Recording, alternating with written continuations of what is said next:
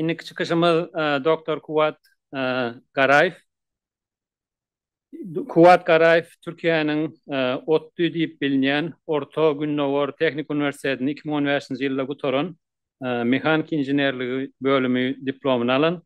2017 yılda University of Nevada Reno'daki University of Nevada'dan mekanik injinerliği uğrundan magistrasını alan.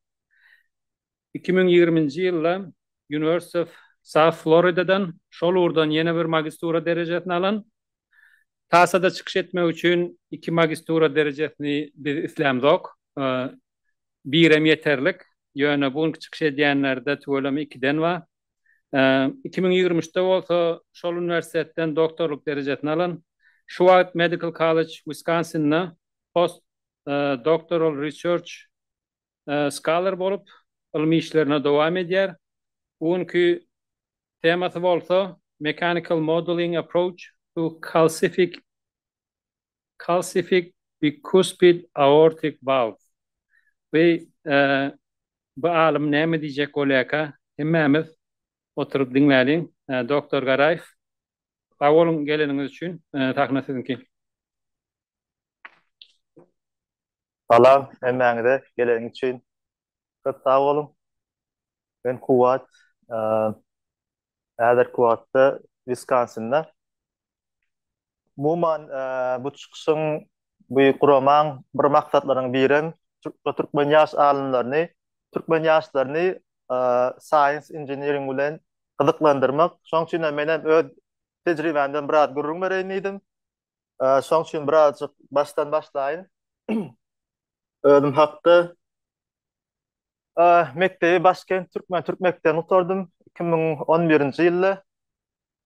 Käbiler bilýänler, gözi ýaşarmak mümkin oturanlar. Soň ýa-ni Muhammed ağa geplerini neme diýdi? Magtumyny oturdum bäri PhD etdim zat diýdi. Edip bolýa elbetde ýöne oň aýtmadyklar olam şular ýaly fizika olimpiada gatnaşyp bronz medal aldy. Benim 2011 yılda Bangkok'ta, Tayland'da geçirilen olimpiyadada bronz medal aldım fizikadan. Käbir beýleki 104 tanayan bolmagy mümkin. Sonra fizikanyň elbetde bir näçe görnüşleri bolýar. Mekanika diýe, elektromagnetika diýe, optika diýe. Men biraz özüm hands on şo zatlary gurup ýasap, dögüşdirip şolar ýaly etmän gowuransam, mechanical engineering saýladym. Elbette bilemokdum näme diýini, mechanical engineering ýöne şo mechanika ýakynlyp saýladym. Soň Orta Doğu Teknik Üniversitesi sorup Amerika'ya geldim. Elbette planda ýokdy, PhD etmek ýa master etmek, gaty köp biraz okansam diýinjalasym geldi. Ýöne onda da soňky wagtlarda gutormama adawat alanyna master etmäge karar berdim. Ve University of Nevada Reno geldim, şo taýda master'a başladım. Soň o taýda eden işim umman mechanical engineering gaty uly bir neme uğur. O taýda her türlü daşdörümden näme görýän bolsak, şo taýda mechanical engineering demesi bar, elba. Bu LNG, liquefied natural gas process'ini ulanýan turbina, şo taýdaky esasy impeller diýilýän neme bölüň efficiency'ni arttırmak için research ettim. O taýda 2 ýyl. Soň neme University of South Florida geldim. O taýda da PhD başladım.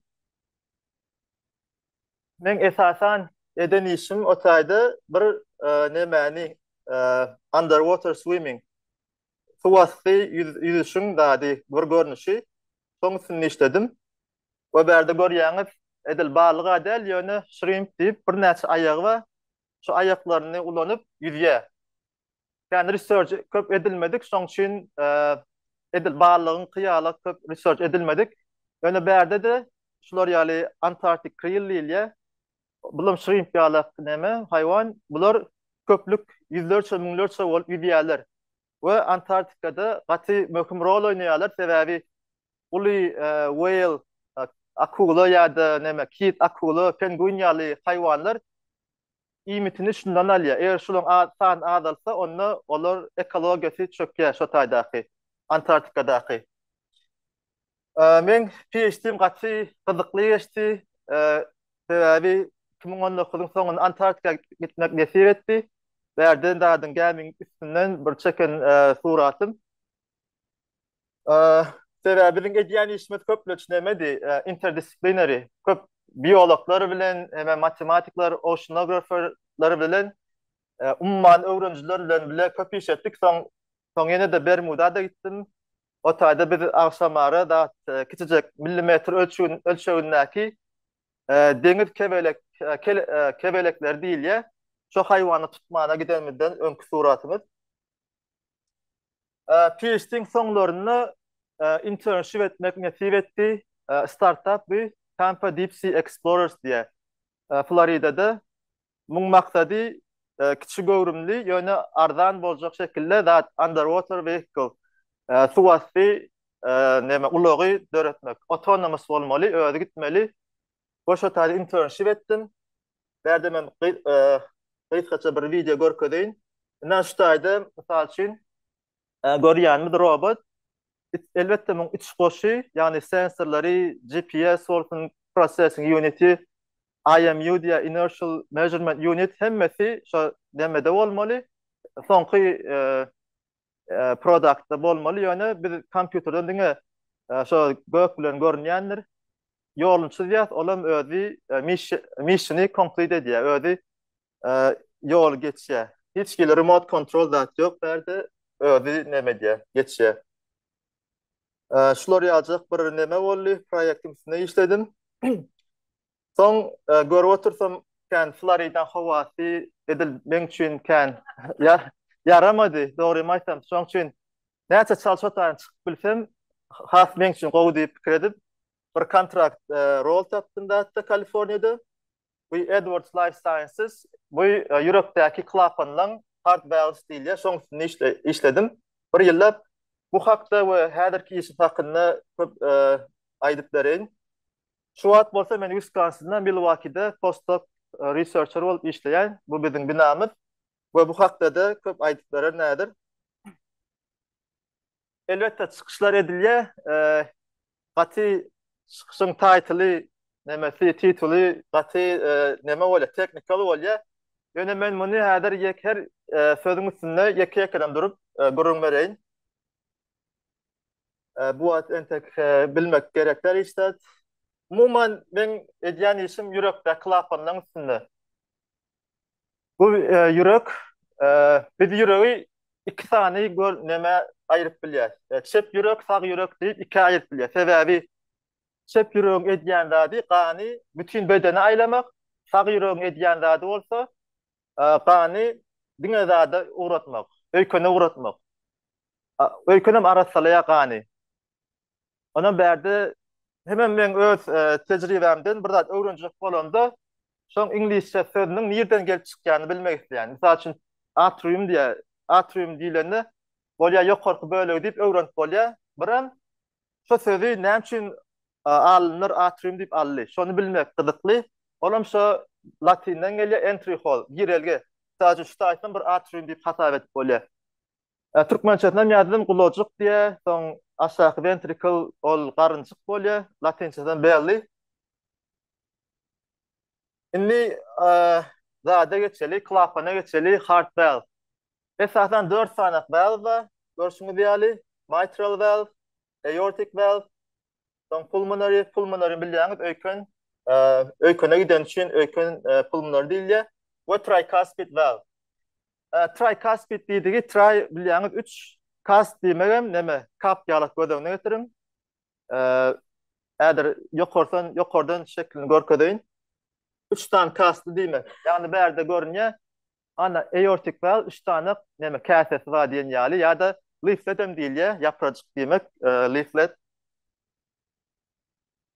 Indi bir soru soraýyn. Ýürek diýdik, gan aýlaýar, beden aýlaýar diýdik. Hemem daha da öykünü aýlaýar diýdik. Indi ýüregi zat saklayan näme? Imitlendirýän näme? Haýsy bölegi ýüregi imitlendirýär? Yüreği kan berýän bölek haýsy ya damar. Aorta bedene diýe. Aortada kan. Bedene aýlanýar. Ýöne yüreği jany saklayan zat näme? Owa şo right coronary, left coronary. Coronary bilýänsiňiz karony täç bolýa, olam şo koronada yüreğiň daşyny neme diýe? Täç ýalak aýlaýar. Şoň üçin o coronary diýilýär. We berde hat diňe şo coronary arteriesler görkezýän şekil we bolýany yüreğe billik, klapan billik. Indi birazcık şo kesel hakynda gürläli. Aortic valve diseases. Esasen bu zat katılaşmagy, stenosis ya da narrowing, inçelmegi we soğukluğu kanın hareketine böwet bolmagy. Hemem regurgitation olam valve leakage bolýar. Dol yapılan nokta kan ýerine gaýtarýar. Onun efficiencyni peseldiýär. Yani kanı pompalama dadyny ýitirýär. Funksiýasyny ýitirýär. We birazcık stenosis hakynda gepleşdik. Köplenç umman ýasyn geçme bilen hiç birde müdimlik däl. Hemme dat nemetmeli, garramaly. Ede şolar ýalyk wäldirim ýasyn geçdigiçe wear and tear'den ýaňa deme bolýar. Keseldöre kalsifikasiýa bolup bilýär, ýani kalsium emele gelýär üstünde we muny gataldyýar. Gatalan üçin açylmasy, ýapylmasy kynlaşýar. Käbir çağlarda eýem doğuşdan neme keseldi doğulýar, biram rheumatic fever. Inni bulan zady heart valve, indi bir adamyň heart valve neme daýlany diýeli, stenozik boldy. Ya gow işlenok näme etmeli?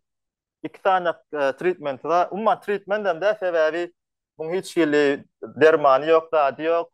Bunu kesip aýyrmaly bolýar. Surgical replacement, ine çepdäki iki tane görünüşde neme valve klapan goýýarlar. Biri mekanikal demirden, neme metallan, beýlekem zadyň tissueden ya sygyryň ya da doňuzyň nemesinden yüreğinin daşyna inçejik zat tissueden bolýar. Perdesinden. Onun ya da täzerak çykan neme var teknologiýa, o da transkateter. Yani şo simi damardan goýup şonu balondan giňeldip şotak yerleşdirýärler. Elbetde her bir usulynyň öz gowy tarapy, yaman tarapy bar. Advantages, disadvantages. Öne şular hakynda hat giňişleýän näder videosyny görkezdiň. Sebebi yürek keseli oýnadyrlyk zatlar, şoň üçin şunu surgery bilen görkezdiň.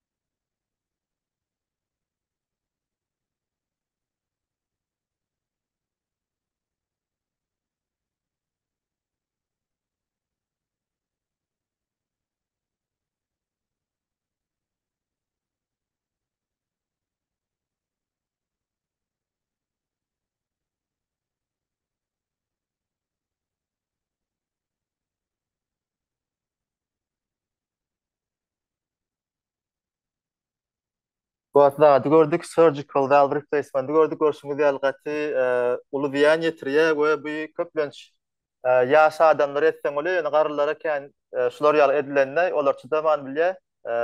Şoň üçin gatry bir surgery. Şoň üçin muň ýerine täze bir tehnologiýa çykdy. Olan transcatheter valve replacement. Mundan ol täze görkedeň. Belki sesi gerekler ýa-ni esasen berde bolýan zat nemede transcatheter ýolundan esasy damar we ayakda şoň üstünden simulan ýa-da gorkoder geçirýärdi, ýüregi eltýär, boşa talada açýardy, valve goýýar, klapany ýerleşdirýär.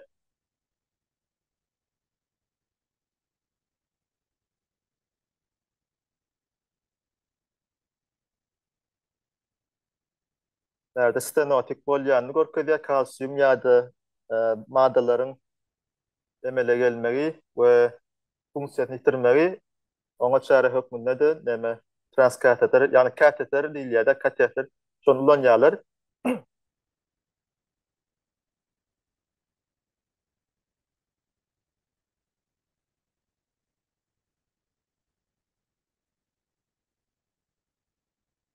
Evet, uğrum injinerlik şoň üçin bulan edýän zatlaryny ben bilemokän ýöne umum alanda şular ýaly klapanyň bir mehanik bir işleýän bir zat bolan soň men uğruma ýakynrak bolýar şu görkedir.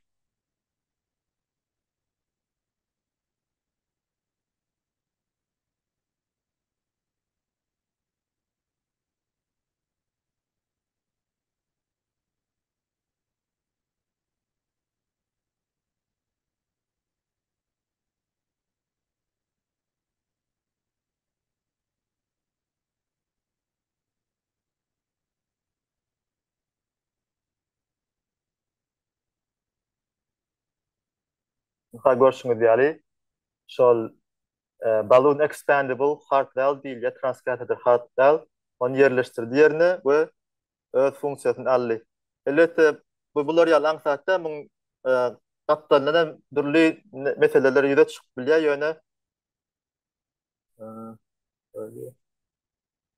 edim eşdilýän-ki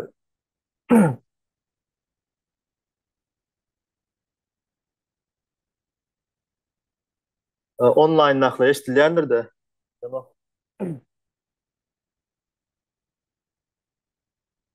Böyle aortic valve, inni adeti aortic valve, normal aortic valve, 3 tane kastı nemele gelýär, tricuspid, 3 tane käte şeklinde ýa-da leaflet diýilýär, yapracık da nemele gelýär.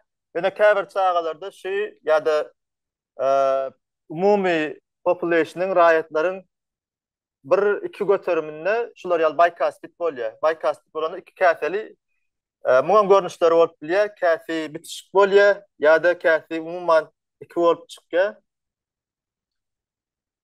Aýdyşym ýaly esasen erkeklerde has köp ýüze çykýar we maşgaladan gelýän genetik sebäpleri bar.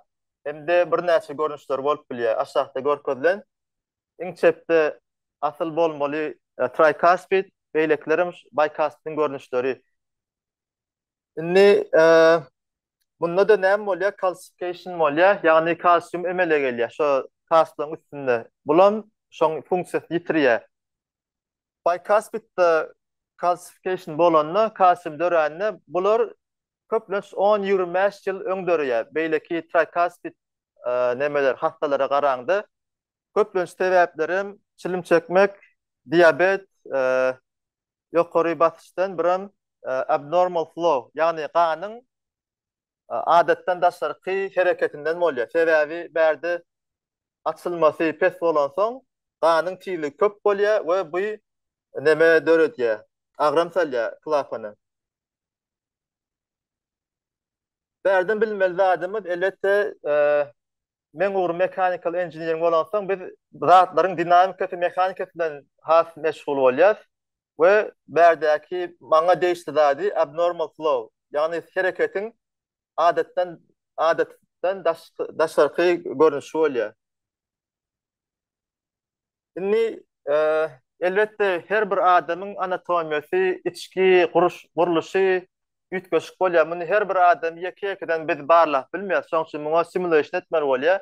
Kompýuteriň üstü bilen şeklinde öredip simulasiýa etmeli bolýar. We tricuspid valve'da iňçetde görkezlen simetrik ganyň hereketi aksisimmetrik diýilýär. Ortadan çykýar we köplenç deň bolýar. Ýöne bicuspid valve'da ganyň tirligi bir gapdaly barýar we şo taýdaky içindäki öýjüklere ziýan ýetirýär. Bärde bilmeli zadymyz shear stress ýa-da friction, sürtülme. Sürtülme bilýänsiňiz, gaty jisimlerde, solidlerde bir adam mysal üçin bir zat itjek bolany yerden sürtülme şoňa täsir edýär. Edir şolar ýalagam suwukluklarda sürtülme bolýar. Mysal üçin biz pikir etdiler bir gaty tirlikli ýöreýän otly mysal üçin näme üçin tirligi gaty köp bolup bilmeýär. Sebäbi howanyň sürtülmesi bar, howanyň rezistansi bar. Şoň üçin oňa bir limiti bolýar. Ýa-da uçarlan gitmegi howanyň sürtülmesi netijesinde bolýar. Eger howa bolmasa uçarlar uçup bilmeýär. Edir şolar ýaly berde de friction sürtülme uly rol oýnaýar. Indi bu suwuklugyň hereketi bilen biologiýa ýani öýjükleriň işleşi nähili bolmaly. Esasen kan akanyny oň sürtülmesi näme öýjükleriň hereketini sağlaş ýagdaýda tutýar, saklaýar. Üstünde mysal üçin endothelial cells bolýar. Endothelial şu 4 burç içinde oval şeklindäki öýjükler şular endothelial cells we belli bir shear stress sürtülmäniň aslında bular öz sağlaşda durup bilýär. Bicuspid klapanlarda şu sürtülme ütköşük bolan üçin bular öz funksiýasyny ýitirýär. Onsoň berde de kalsium alışsalçygy näme bolýar, bozulýar-da kalsium emele gelip başlaýar. We calcification of bicuspid valve emele gelýär. Elbette köp zady we bulan mekanotransduction ile köp shear stress bilen öýjükleriň arasyndaky sağlaşyp şu görüşüňiz ýaly bir näçe nemeden ibaret. Bular elbette mediki lukmançylyk terminleri, şoň üçin buny biraz geçeli. Öňe esasen bilmeli zadymyz şu vascular health, ýagny damarlaryň sagdyn bolmasynda uly rol oýnaýar şu ganyň shear stressi, sürtülmesi. Indi mechanical modeling diýdiğim zat näme? Indi muňa şöyle calcification bilýär, bicuspid bilýär, aortic valve bilýär. Indi mechanical modeling aýdyşym ýaly yüzlerce hassa bolýar, hersiň anatomiyasy ütköşük bolýar we biz bulary ýeke-ýeke barlap bilmeýär. Şoň üçin simulation etmeli bolýar. Kompýuter aslında çal tirlikli şonu artificially simulate etmeli, kompýuterde simulate etmeli bolýar. We şoň üçin mechanical modeling diýilýär. Başta şu bundan öňki çykyşlarda aýdylýar, MRI ýa-da CAT, CT, computer tomography ulanylýar. Bir cismin bir näçe zatlardan, bir näçe töwereginden kameralar arkaly suratyny çeksek, biz şoň 3D, 3 ölçegde rekonstrukt etbilýär, şonu 3 ölçegli modelini çykaryp bilýär. Şoň üçin hem computer tomografda näme taşdan aýlanýar bede näme adamyň hem ýerinden suratyny çekýär. We berde görnüş ýaly model çykýar, ondan soň buny kompýuterde näme edilýär, modeli döredilýär. Indi her bir fizikada şeýle bir datda her bir hereketiň deňlemeler arkaly görkezilýär. Mysal üçin suwuklugyň deňlemesi bolýar, ol fiziki kanunlar esasynda we birim gaty jisimleriň deňlemeleri bolýar. Deňleme diýen formula näme ýaly kanun ýaly bir dat, teoriýa kanun ýaly bir dat, şolaň hereketini näme diýär, görkezýän dat. Indi şonu finite element analysis bilen ya Muhammed Ağa'nın aýdýarlygym näme şu umuman modeli kiçikkä böleklere bölmeli we her bölegiň üstünde aýratyn deňlemäni ulanyp şonu çözmeli. Ve şondan yayrap bütün modeli çözmeli. Çözmeli diyen de adamım şon hareketini bilmeli. Buna discretization değil ya. Aytışımyaly suuqluk berde qanun hareketi, qatı structure'ın berde şo klapanlar, leaflet yapracıkların hareketi. İkisi sağlaşık işleyerde buna fluid structure interaction simulations değil ya, FSI simulations. Bu bundan soň elbette biz suuqluk şo näme girenine, aorta girenine çıkanına soň tiyirligini biz bermeli bolýar. Buna boundary conditions değil ya. Boundary conditions'da biz inlet'te, outlet'te şo suuqluğun hareketi näme? Birim basışdan zady näçe, nähili, waveformy. Şolun muqdary nähilirek şolar bilmeli bolýar başda. Onuň olar beremizden soňam simulation'dan şeýle çözýär. Ýokarda FSI şo fluid structure interaction simulation'ın netijesi berde velocity, v velocity tiyirlik. Tiyirligiň zady nähil görünýänligi aşagda MRI'ň bir görnüşi bolýar, 4D flow diýip otaýdan biz eksperiment arkaly tiyirlikleri ölçäp bilýär. Görşüňiz diýär iki tane nemede bir-birine ýakyn netije. Indi bizim asıl esasy maksadymız berdäki simulation maksady shear stressler tapmak, ýani sürtülmeni tapmak. Şo sürtülmeden hem näme gitmek, ölçükleriň sağlaşygyna gitmek. Onuň berden sürtülmeni tapýar, shear stressleri belli, ýani esasy orta böleginde coaptation ýani birleşýän ýerinde. Şo yapylany, yapracyklar yapylany birleşýän ýerinde. Attachment şo aorta birleşýän ýerinde. Free margin ýani iň ýokarda birleşmeýär, şoň üçin şo ta free margin. Hem ýerinde umuman zat tapmaly, shear stress tapmaly. Berdäki jogap näme netije şo yapracığın leafletin kastyň içindäki, tissüň içindäki shear stressler. Sebäbi aýtışymýaly qan tiyirlik bilen çykanyna bir dart ýa-da tissüni leaflet dart ýa-da oň işlemegine täsir edýär. Ondan ikinji nämede leafletin surface ýüzündäki nämeler. Shear stressi. Bu da şo aýtışymýaly yapracığın üstündäki endothelial cells öýjükleri nähili shear stress täsir edýär. Sürtülme täsir edýär. Şonu görkezmek üçin. Indi umuman bu işin insan kıdadı näme? Maksady näme? Son long term gelecekde bu maksady näme? Şo shear stressleri, flow induced shear stress sürtülmeni öýjükleň hareketi bilen baglaşdyrmak. Nähili shear stressler sürtülme yaman täsir edýär, eret täsir edýär, nähilleri gowy täsir edýär. Şonu bilmek we käbir genler we käbir genler oýnap şolary has resistance berip bolýar. Ýani şolary garşy durup biljek genler saýlap şoňa görä knockout diýilýär, käbir genler aýryp bolýar ýa-da derman öndürip bolýar. Elbetde şu ýa-da calcification adaltmak üçin. Sürtülme arkaly dören kalsifikasiýany adaltmak üçin insana derman döretmek. Elbetde bu zatlar biolog, şolukmanlar olar has gowy näme derler, düşünýär olaň işi.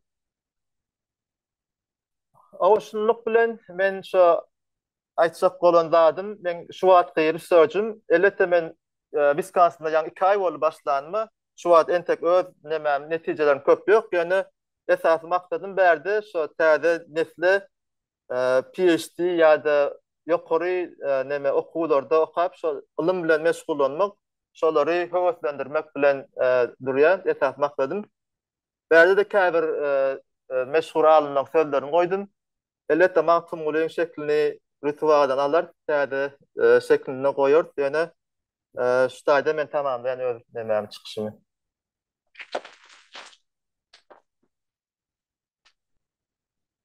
Sağ ol çıkışların için ama yani informasyonlar için. Hemen sorum yani sen etýän işiňde esasy simülasýony etýäňiz ýoksa şo hem ýasaýaňyz mı, ýasaňyz nämeler doňlanýaňyz? Yani şu an Klapanmy? hawa, yani şu an simülasýa zadyny ne zatdyňyz, esas simülasýa edip soňra ýasamak üçin özüňiz etýäňizmi ýa-da ony daşynak wenderler zakaz edýäňizmi? Simulation software'i nemeden alýar? Simülasyon edip o simülasyon özüň etýände asly klapnyň özüni mesela simülasyon netijesinde klapny ýasaýaňyzmy? Şo AdWords lisansyny işlemde esasyň işi klapan ýasamakdy.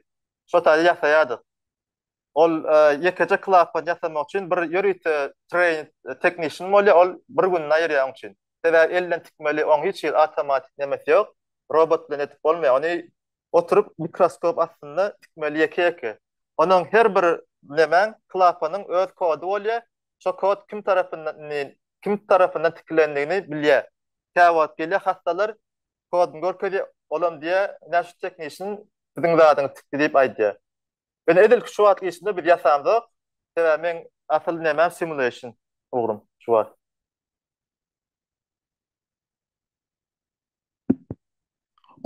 Goýçykyş, o maglumatlar berdiň sag bolun.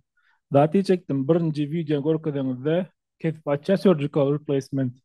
Şöyle halkada da açıktım da ol kan edilen o şonçu kan gorkma o videodan köpmet ikinci edilýänini damardan girilip trans aortic wady içine goýulýar gönü. Birinji açylýar köýne zat klapyň ondan soň üstüne täze goýulýar.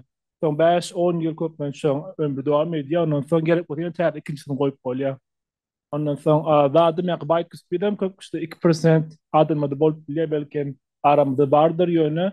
Olar zadım hemçe ýa gaýdyşýarlyk ýa flow abnormal bolan sebäpli eger normal aortic valve birine bağ bolsa şo ýaş bilen köpmet 65-70 ýaşdan soň şo daralyp başlaýar. Ondan soň belli bir derejede ýetýänçe atny bilen kençler edemizok. Simptomda bir başlarına atında yani damardan girip terletini koyar. Eğer bicuspid valve olsa o da yani abnormal flow sebepli has çalıp damage oluyor. Şu için yaş 40-50'den sonra zaten etmen oluyor. Intervene etmen oluyor. İçine girip terletini koyar. Ondan sonra ön mesela mechanical koyardık. O mechanical valve bolsa sonra blood thinner ulanmalı oluyor. Su kokmak için yani zaten bol. Iýe ýatykanydam sefesli durýar. Açyp ýapylandy. Bilýär. Onu tamen soram da mesela yani siz diýdiňiz de indi şu da neme çok bolýan. Yani şu stenosis dol emele gelmäke öňünden modeling edip da şu fizyolojikal ýa-da şu dadyň klapanyň üstündäki täsirini stres şeýle görjek bolýan.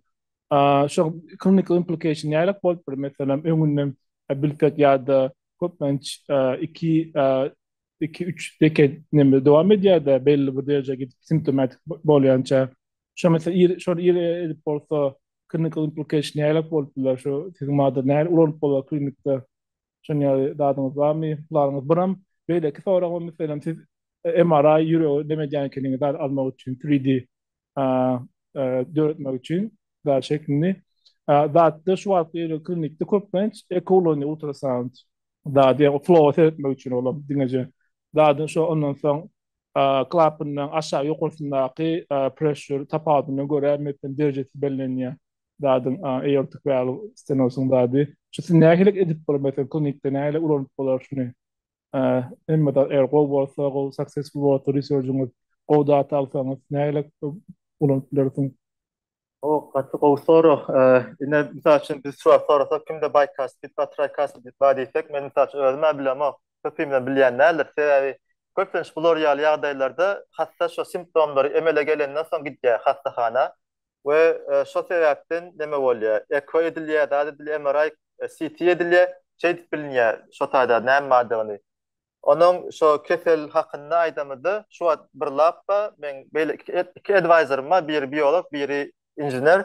So beýle biolog topary şu dady içki öwrenýärler. Endothelial cell damage ýa-da içki valve interstitial cells içindäki öýjüklere damage şolaryň nemesi haýsy stresslerde şolara nähili täsir edýär. Şo dadlar öwrenjek bolýarlar we munyň haýsy gen tarapyndan şo demet bolýar. Ýüde çykýar. Şonu biljek bolýarlar we şoňa derman ýasamak ýa-da şo genleri aýyrmak goşmak ýaly bir researchlary bar.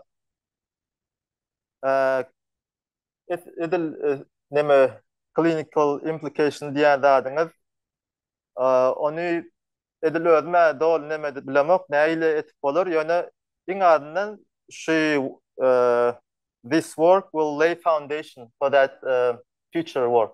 Bidinge başta bir düşünme için, define etme için biz bilemizden sonra ona göre şu biyologlar dağıtlar şunu bilmeli, derman tapmalı.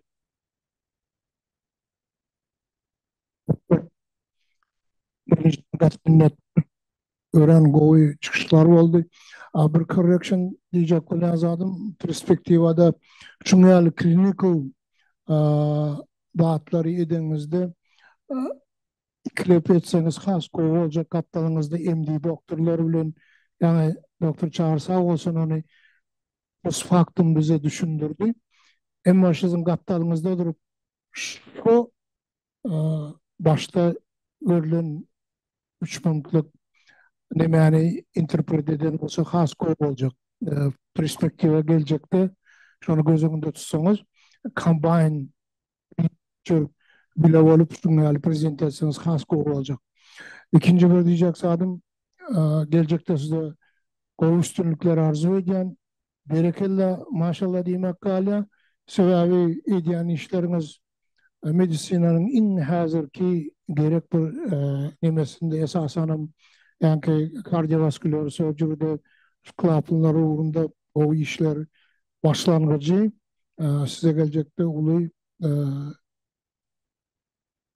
arzular eden o son yeni bir özünüzden belirlediğiniz şu son küçük ön küçükken iki doktorumuz sizde şu men o oturup dinle oturuyorum atı kızıklarına oturuyorum bunda aydan söylüyorlar ya siz ne hemen okusanız okun computer engineering, mechanical engineering bizde hiç kimin aklına gelmez. Traktör beceriyen, bizde mechanical engineering, maşin traktör beceriyen engineer ya mekanik gözüne geliyor da. Siz geliyorsunuzda adamın yüreğinde şu mechanical prosesini beceriyorsunuz. Sonra öğrenip atıyorsunuz. Yeni de bir kez gelecekte size ulu üstünlükler arzu edeceğiz. Son şunu yankaycısınız yani her bir yerimiz şunu belli. Gelecek nesil bizim maksadımız esasen hem tasada en önünde koyan bir adı şu. Neyle biz şu oğlanları influence edip onları bir görüktürüp biliyorsa siz Doktor Muhammed, Doktor Batır hemmenizin işiniz praktik bir adam bedeni bilen ya fizyoloji bilen hiç gelir başlangıcınız ona doğru gelen okuyun PhD'nin şeyle bir yerlerden tapıp getiriyorsunuz. Şunun için her gece düşükten artık hem arada network koyuyorsunuzda olanlara stimul vermenizi ben sizden xahiş ederdim. Şunu highlight ederdim de şunu. Sağ olun Tanrı halkası. Online soru geldi. Cuma'da sordum bilemem. Doğru. Tamam. Avat soruya Zoom'dan. Is it logically mechanical modeling appropriate and effective in design and analysis of submarines? Submarinlerde köpmen şu esasen neme oluyor? Soğukluğun karşılığı oluyor, rezistansı. Şu submarine görsünü diyalak nemedir şekli? Aerodynamical, yani neme balıklara men diye de akulu yaşana menleş nemelen neydi? Daydı.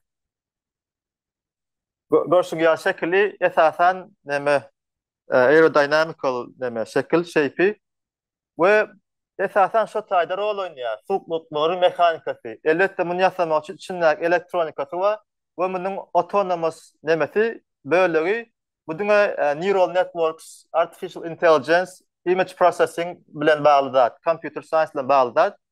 Muman bir product'ı bir neçe injinerler işleye. Yani şu neme esasen mechanical simulation aytsak tevot daha demet biliyorlar.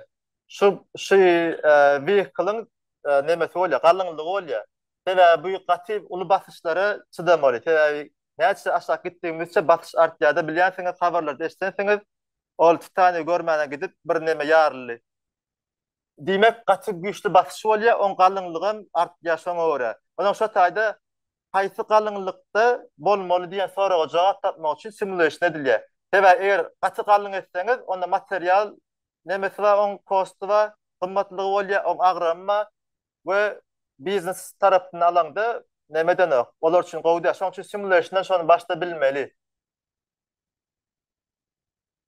ikinci soru YouTube'dan geldi. Can this model be applied to predict surgical outcomes or optimize valve replacement strategies? I don't know which model, but Şu ýaňa aýtýanlyk esasen stenotik bolandan soň bundan kesip alınýarda ýerine birde goýulýar. Men bilýänim sebäbi hiç bir nemesi ýok. Derman kalsifikasiýasyny aýranok. Şu wada çelle. Belki bir täze bir researching nemesi soragy.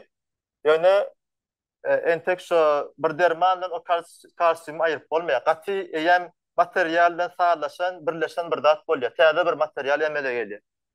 O da şu bolýar kalsiýum. Sunkyali. Sağ Doktor Garayev köp sağ olun beren gurulňyz üçin. Bu tema barada kenda düşünmetem çıkışlardan soň nähili gyzyklydygyny eger şol urda işlemeýän bolsaň soňundan göz etdirýäňdi.